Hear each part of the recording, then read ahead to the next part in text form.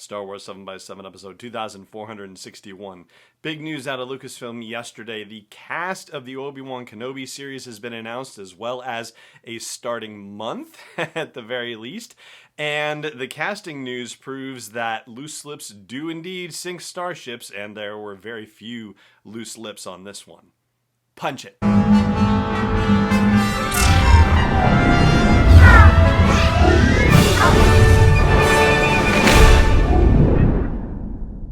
Hey Rebel Rouser, I'm Alan Voivod and this is Star Wars 7x7, your daily dose of Star Wars joy, and thank you so much for joining me for it.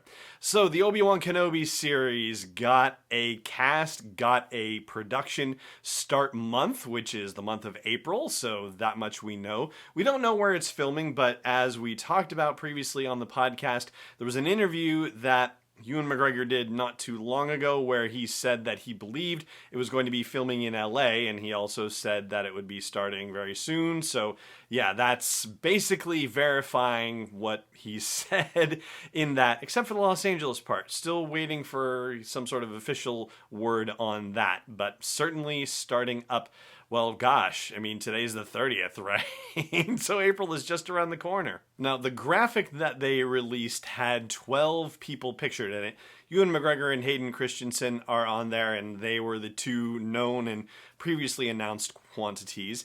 Indira Varma is the only other person who had been rumored to be appearing as part of the Obi-Wan Kenobi series, and her picture was part of that cast of 12, so it turns out that that rumor is true. I will also say that two of the characters who are appearing, two of the actors who are appearing, and we know who those characters are going to be, we should have probably figured that was a likely possibility. And Deadline Hollywood actually said that they had previously reported a rumor about one of the two of them appearing. I tell you, I don't know how I missed that, but I don't think I ever saw it.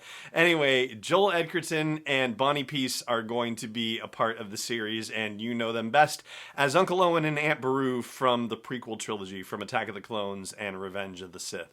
Now, when you see Uncle Owen and Aunt Beru as part of the cast, you gotta think to yourself, right? What possible world could we be living in where they would have Uncle Owen and Aunt Beru in this cast and not also have a 10-year-old Luke Skywalker show up in there somehow?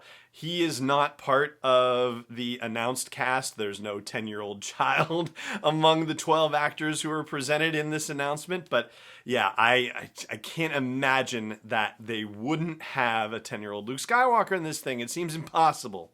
Also, Han is going to be in it. Can you believe that? Han? Different Han, though.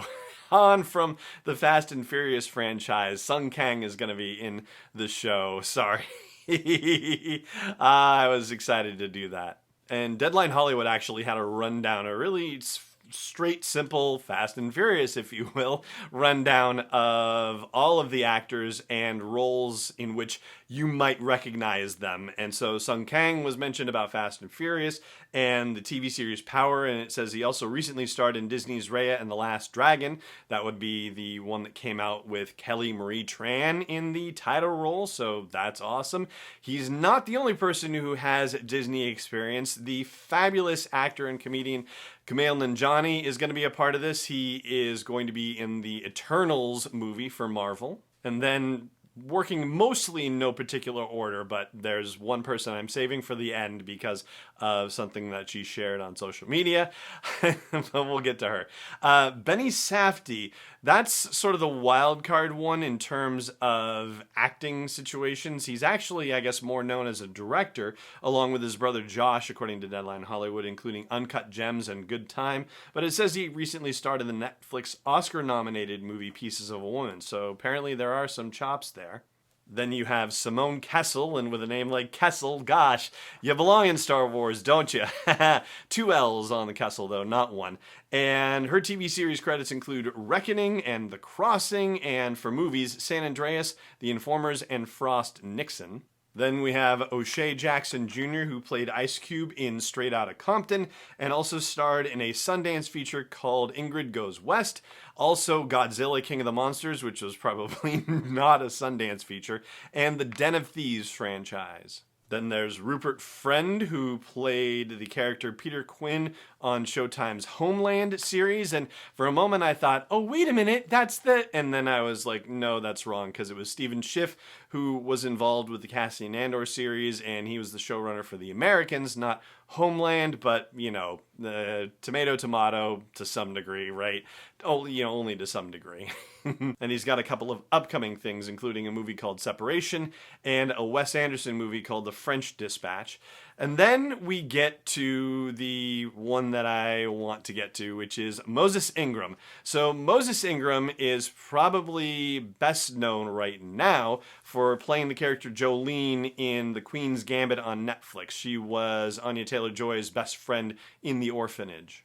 And the reason why I've saved her for last is because she shared a photo of herself blown up from this cast announcement along with the full 12-image cast announcement thing with a very short and sweet caption, which was, quote, "I play with lightsabers," unquote. Now, we are 10 years after the events of Revenge of the Sith, and we know that Darth Vader and the Inquisitorius have been hunting down every last Jedi they could find. So, yes, there's a possibility that she's playing a Jedi, but there is also a possibility that she's playing a member of the Inquisitorius. And if you're not familiar with the Inquisitorius and the Inquisitors, the brothers and sisters of the Inquisitorius, well, they were formerly Jedi, and they have been corrupted, and they now serve the dark side of the Force and work with Darth Vader in the hunting down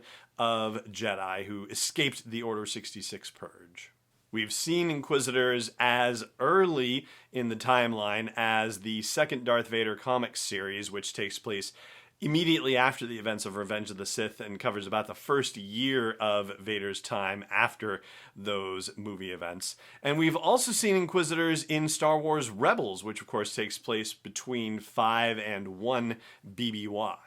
In other words, it's a pretty safe assumption that Inquisitors are active in this time frame that the Obi-Wan Kenobi TV series takes place, but whether Moses Ingram is going to be on the light side or the dark side, well, yeah, that has yet to be revealed. And it is rather remarkable that of these 12 cast members, only 2 of them were publicly announced. Only a third was rumored by the Hollywood trades to have been added to the series. And yeah, maybe a fourth if Deadline Hollywood is to be believed.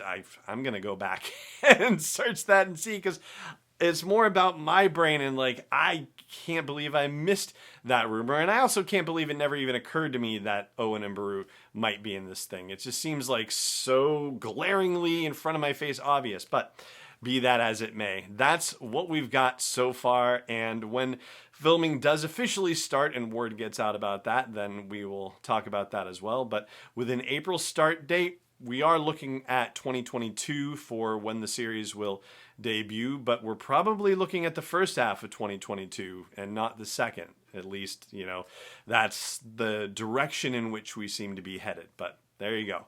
That's all the news that's fit to print right now about the Obi-Wan Kenobi series, and that is going to do it for this episode of the show as well.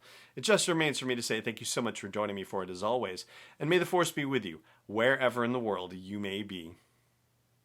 7x7 is not endorsed or sponsored yet by Lucasfilm Limited, Disney, or 20th Century Fox, and is intended for entertainment and information purposes only. Star Wars, the Star Wars logo, all names and pictures of Star Wars characters, vehicles, and any other Star Wars-related items are registered trademarks and/or copyrights of Lucasfilm Limited, or their respective trademark and copyright holders. May the Force be with them. All original content is copyright 2021 by Star Wars 7x7. We hope you love it.